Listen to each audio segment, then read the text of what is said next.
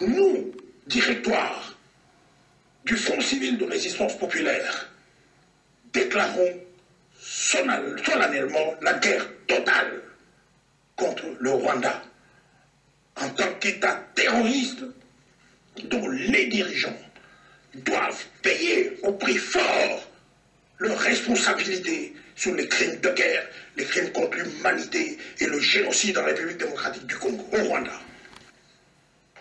Quoi qu'il en coûte, les criminels rwandais, tueurs des Congolais, seront traqués partout par la résistance congolaise pour leur faire subir la sentence qu'ils méritent, quelle que soit la formule utilisée pour que la guerre qu'on nous a imposée rentre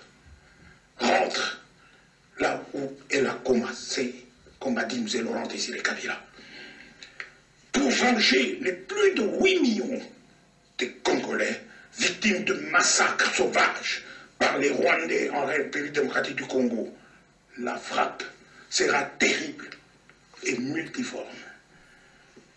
Les criminels Kagame, Kabarebe et d'autres n'auront plus aucune place sur cette terre où se cachait Ingeta. En République démocratique du Congo, l'imposteur Joseph Kabila doit être capturé. Yangoana. Ndenge tolobaki, tozongeli lisusu. Batuti na ba utu bazali bakoki kozala ba congolais te soki asengi kozala congolais te. Soki asengi kosenga penza kosenga pona kokoma congolais parce que avandaki na mboka pendant autant de temps akoki kokoma congolais soki avandaki autant de temps. Mais toza komona bato ba infiltra basengi eloko moko te. Mais baza koya komi pesa mi pesi tribu moko boye balobi to komi batuti congolais tozali boye baza kokosa na ba mindele kuna baza kokosa ba koteli bango baza kolo batuti congolais baza ba congolais te. Ba congolais toyebi ba congolais. Être congolais c'est quoi? Être congolais c'est d'avoir l'identité culturelle. Oya Mboka, Oya Congo, espace géographique qui s'appelle la République démocratique du Congo. Il faut ozalana tata na yo na mama na yo ba congolais. Ou bien ozana tata aza congolais ou bien mama aza congolaise. Soki pour comme congolais d'origine. O comme congolais d'origine. Donc ozana makambo nyonso surtout ozana ba koki kozala makambo. Donc eloko wana mutu wana oyo congolais d'origine azana tribu na ye tribu wana toyebi yango ba tribu onyo c'est pendant na kati ya espace géographique qui s'appelle la République démocratique du Congo toyebi ba tribu wana toyebi yango ezapela munoko nango soki balobi motoyo aza montandu alobaka kintandu soki balobi motoyo aza moluba alobaka kiluba obi chiluba oyo motoyo azana tel tribu lunda alobaki lunda totala lisusu na libanda ya mboka tozana ba tribu mosusu lokola babemba bazalaka na Congo toyebi bazana ba tribu na bango na place na bango na espace na bango bazana pe na Zambie baza pe na Angola non na Zambie plutôt na Zambie okuta bango na Zambie eza balunda pe okuta bango na Zambie okuta bango na Angola okuta bango na Congo. Bon biloko nyonso wana sikoyo oyo batuti oyo balobaka o toza batuti congolais parce que baza na tribu na bango eza Kenyarwanda eza les Rwanda parce que balobaka bango nyonso bautu comme batuti balobaka monoko moko et puis bavanda kande na Rwanda kuna awa na espace géographique qui s'appelle la République démocratique du Congo baza na espace mon côté. Donc baza occupé kaka biloko ndenge wana bayaki en tant que réfugié baye ko sala misala mais le problème c'est que ba mususu bayaki baye ndenge wana bakoti mais siko makambo baza osala biso ndenge ni ba bandi ko boma biso ko boma ba congolais ko boma ba toyebani ba congolais toyebani mutu akoki kozala morega toyebi ke kirega elobamaka na Congo eza na tribu nango na Congo morega aza congolais d'origine donc il faut beau comprendre eloko wana soki comprendre eloko wana na bino mampinga na bino bapolisier beau comprendre eloko wana bakosa bino te mutu moko ya kokosa bino te o nyonso aza koloba eloko moko ezangi eke ndenge mosusu wana aza lokuta baza bato ya lokuta toyoka nano lisusu ils se sentent en insécurité. Je dis mais non, votre armée reste. C'est l'armée rwandaise qui se retire. C'est pas la vôtre. Mais ils ont disparu. Et j'ai compris qu'ils n'étaient pas congolais alors. Parce que l'armée qui s'est retirée était rwandaise. Un ministre congolais, un ministre d'État a disparu. Un ministre des Affaires étrangères a disparu. J'ai dit nous étions infiltrés alors. Infiltrés au sommet de l'État. Alors ainsi on aura pu découvrir des documents où Kagame dirigeait ces gens-là, où il complotait pour que les Tutsis prennent la tête de ce grand pays qui n'est pas le leur. Alors ça m'est trop, hein. Ce pays ne les appartient pas. Ils veulent en prendre la tête. Quoi? Mais c'est pas possible, ça a été très grave. On a vu tout ça. Si seulement on l'avait su avant, ça aurait été bien. Mais... likambo mosusu oyo bakongolais oyo baza na Kinshasa oyo baza kuna baza koloba nini bamosusu baza koloba oh ce sont des Congolais ils étaient venus ils ont fait ceci babiloko wana ezalaka na explication te totamboli bamboka na bamboka totamboli na bamindele totamboli na bato nyonso na bamboka mindele na bana totamboli toyebi pona kozala Congolais d'origine na poto balobaka lokola ba français balobaka français de souche c'est-à-dire que souche naye village naye monoko naye eza na kati ya Congo lokola ba breton balobaka baza ba français de souche akoki kokosa te oyo nyonso basengaka bazalaka na nationalité mais bazalaka na citoyenneté wana balinga koloba ngo te pona kotia mobulu te pona ko éviter mobulu ya bato musu ba kosala ba injustice ba kosala boy mais yango wana to mikosa te eloko wana toza na espace géographique na biso oyo toza nango ezali Congo wana bakolo Congo eza nde biso mutu boko koki kobotola ngaki congolais na ngai te naza congolais o mata likolo okende na se okoki kobotola ngai yango te papa na ngai na mama na ngai baza ba congolais okobotola ngai yango te donc to mitia na kati na ya biso moko to mikengelaka na kote wana tala ndenge bamoneli biso tala ndenge bato wana baza koya akoti kaka na mboka aza kolobaka que oh voilà a commis tout soki tout congolais ça ne signifie absolument rien donc tout kabiloko wana oyo alingi akoma congolais asengaki congolais alobi mbona alingi nakoma congolais kosala ki congolais kaka oyo ya koimproviser oyeboye oke koluka oza kosala bamanœuvre bokoti tala ndenge tala kaka mboka mobimba bamercenaire baza kokota na ndenge bamoni batondi aza kokotisa bango mpona ye moko mpona Joseph ye moko donc ake kotondisa bamercenaire mpona koboma bacongolais mais comment tokoki komitika jusqu'à ce niveau-là yango wana tolobi congolais aza congolais yango wana tolobi bato wana baza koloba batuti bazali ba Congolais te. Mais pas à la fière à cause de la Rwandais. Biso toza fière à cause de la Congolais, c'est tout. Mais pourquoi baza koboya qui cause la mututi oboyi? Oboyi olingi oza la Congolais. Mais senga soki olingi oza la Congolais. Senga yango proprement. Bakopé sa yo soki osala ki mobulu si tu n'es pas un terroriste. Bakopé sa yo yango. Alors, ba Congolais komiti kata mukete, komiti kate. Il faut que tala batwana na miso boy. Les Cambouana ezate que tolingi ba étranger ou bien batuba ya na mboka na biso te. Tolingi ordre el ezala parce que ordre wana na kati a laisser aller wana yango wana batuana bakota ki baza kokota. Baza n'importe qui peut entrer à l'obi aza boy. Bota la kaka. Depuis 84, il n'y a jamais eu de recensement.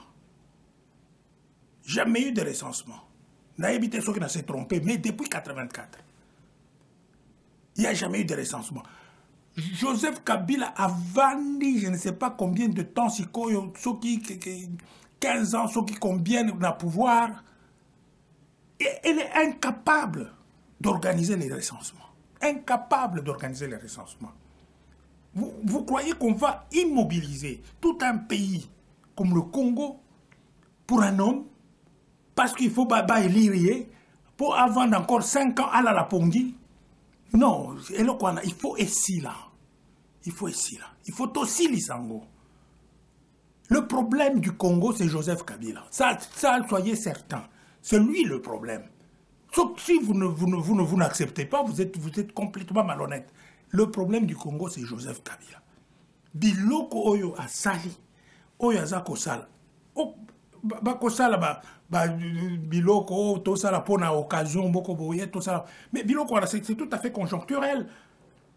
Et ça biloko boza ko profiter donc pour profiter na problème na situation boko boye. Mais ce ne sont pas des histoires structurelles qui vont se faire tous les jours, même après lié et salama. Yangoana. Totali makambo. Meki kolo kotala boye. Mais problème ya Congo, et ça Joseph Kabila. Boye ba yango. Yangoana.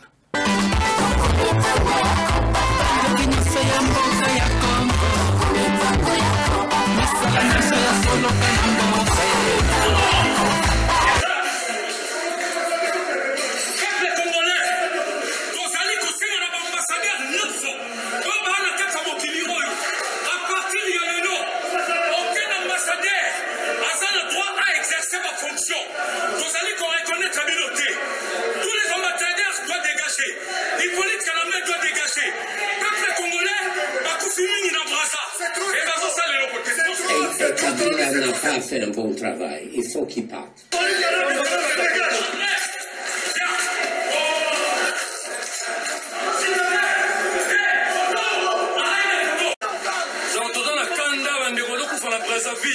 Frage Salamaki entre fleuve Congo et Brazana, fleuve Nabiso et Kinshasa. Tout le monde est même lapidation des Baroussa à l'évolution de Brazzaville. Tout le monde dit que le gouvernement, oh, il y a un imposteur, usurpateur, canachien, alias Joseph Kabila, mon indéqué, Bazo est agité. Donc cela veut dire qu'il sort diaspora, et c'est pour ça gendarme du peuple. Ce qui est outil pour ça l'action, l'ambassade, les alliés messages, mon côté, ici canachien, n'a pas cannabis de Nyoso. Le problème d'Abisso, tout ça, les locaux pour l'intérêt général. Ce qui est le peuple congolais va humilier parce que Kala, tout ça qui va lâcher. Que Moutoumou a eu la boca, a abomi à sa ligne, tout le monde toujours qui peut être. Et surtout, message à John Kerry. Et ça, message, mon corps congolais, tellement tu vivras comme une émotion, toujours nous avons la considération. On a une vraiment parenthèse. Tant que François Hollande, avant comme chef de l'État de France, président de la République de France, avant de voter, alors que non, jamais à collaborer dans la dictature africaine. Tant a commis président de la République de France, a collaboré dans la dictature africaine, avant comme président. Donc cela veut dire, l'Occident va travailler pour l'intérêt de Bango. Donc, présence de John Kerry na Congo, pour la mission de la diaspora, de la résistance, de la combattant, et sur le mission de l'autre côté, parce que Hippolyte Kanachien, alias Joseph Kabila, a fait un mandat de mon côté. Donc, 2016, c'est pour ça qu'on a dit sauter.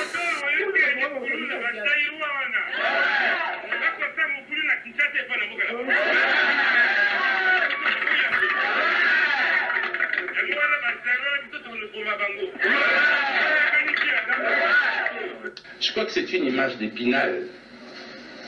Vous savez ce que c'est? Donc une image viciée, je l'ai dit. Tronquée. Basoli biloko. Basali bamakambo wana, non pas parce que par méchanceté, non, non, non. Balingi komona photo ya Joseph Kabila te. Na ba mur ya ambassade. Ambassade eza eloko na biso. Eza eloko na biso. Biso to boy ambassade te. Mais to yebi ke ambassade eza eloko na biso. Et ambassadeur o ya za kuna o ba ambassadeur o ba vandi na kati ya kiti kuna baza batu ya mutu wana ya Joseph Kabila. Baza ko salela ndeye.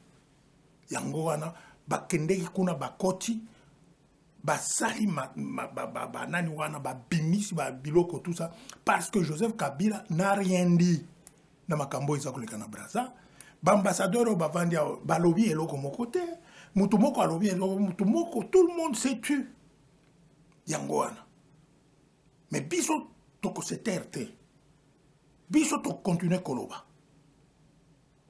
makambo eleki kuna na Brazza eza très grave.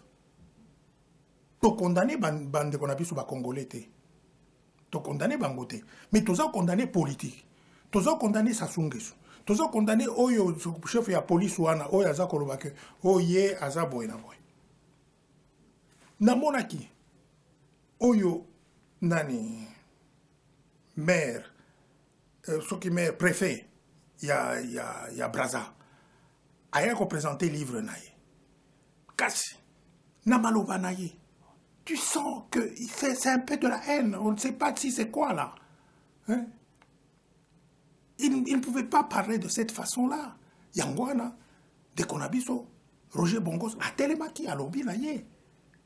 Bota la ville.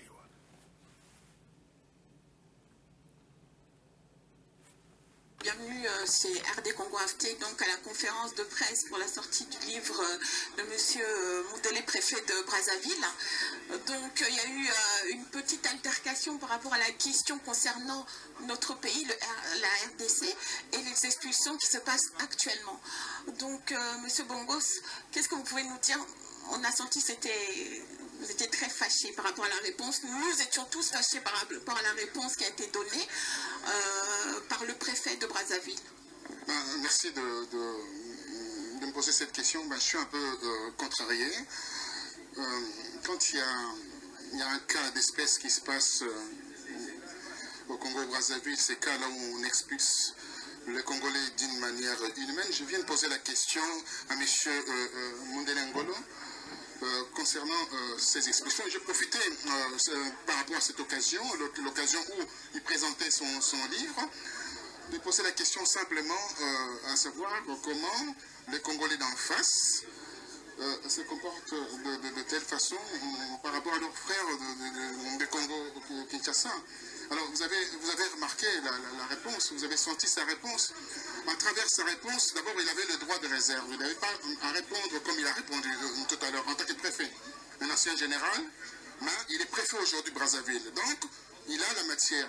Il dit quand on viole au Congo-Brazzaville, quand on agresse, quand on vole, donc les qualificatifs assez maladroits, c'est-à-dire tout ce qui est adjectif relatif au mal, c'est au Congolais. Et là, j'étais obligé d'exploser. Je suis obligé de m'élever pour intervenir encore une fois de plus. Il a fait référence aux expulsions des Congolais en Angola. Il a fait référence aux expulsions des Congolais au Congo-Brazzaville. Il a fait référence aux expulsions des Congolais dans d'autres pays africains. Il a fait aussi référence de ce que les Congolais font à Matungé, donc à Bruxelles, ce que les Congolais font à Château-Rouge. C'est comme il y avait que les Congolais à Château-Rouge. Moi, je pense qu'il a dépassé les bornes. Et là, je suis complètement fâché et contrarié par rapport à cela. Alors, je me dis quoi?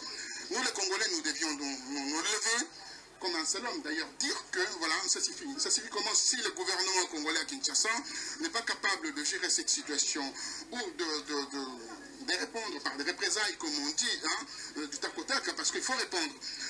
Là, on se trouve quand même démunis parce qu'on n'est pas en état de soutien. À Brazzaville, il y a des Béninois, il y a des Ivoiriens, il y a des Taoulés, il y a des Sénégalais, il y a tout le monde. Est-ce que vous vous êtes posé la question pourquoi on rapatrie maintenant nos frères et sœurs de l'autre?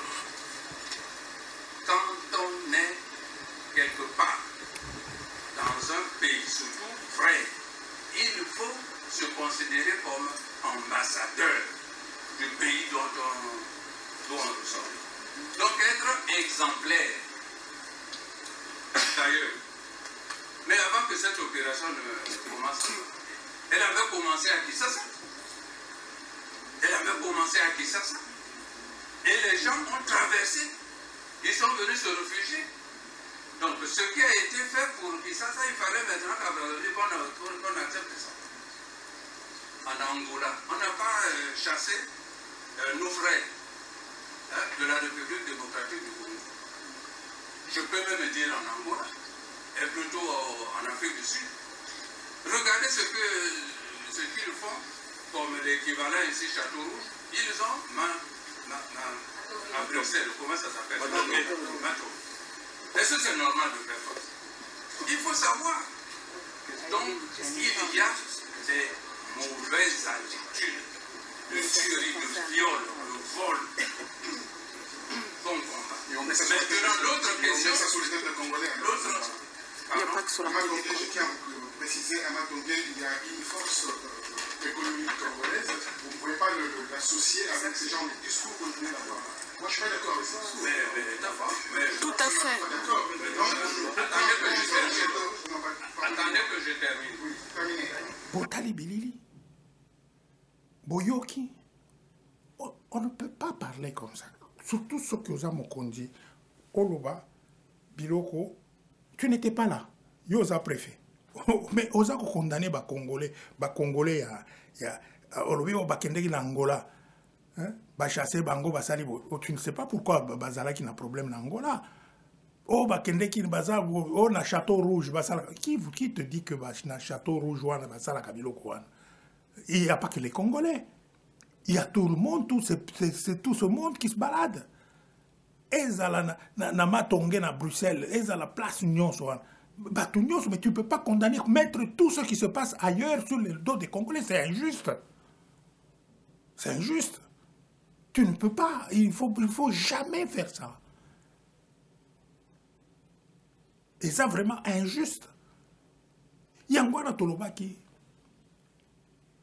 Bateau yo bakokota na crime pour na crime contre l'humanité, non seulement au ya Kinshasa, au bazako boma bato banani na Braza et loko yo salami wana ba preuve ezali pour na ko bokende oyo Ndenge qui a annoncé, il avait dit lui-même Ndenge alobaki bo boma baza to ko kende ko boma bango azako lobango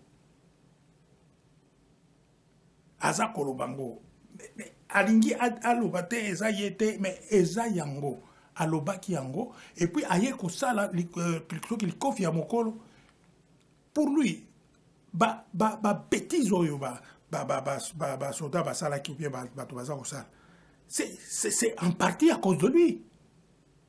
Il faut qu'il soit viré. Mais le corps a ni pouvoir comme kaka ya Kindeko.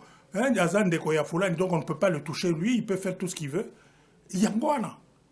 Parce que il y a quand même des réserves qu'il faut avoir.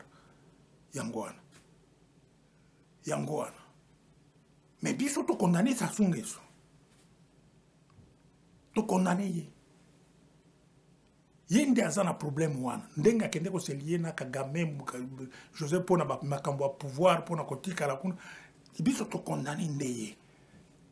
Tolobi pe yango. Tobanga pe mutu moko te. Oya kolinga toko ya kaka toko akomona biso kaka. Tobanga te. Yango wana.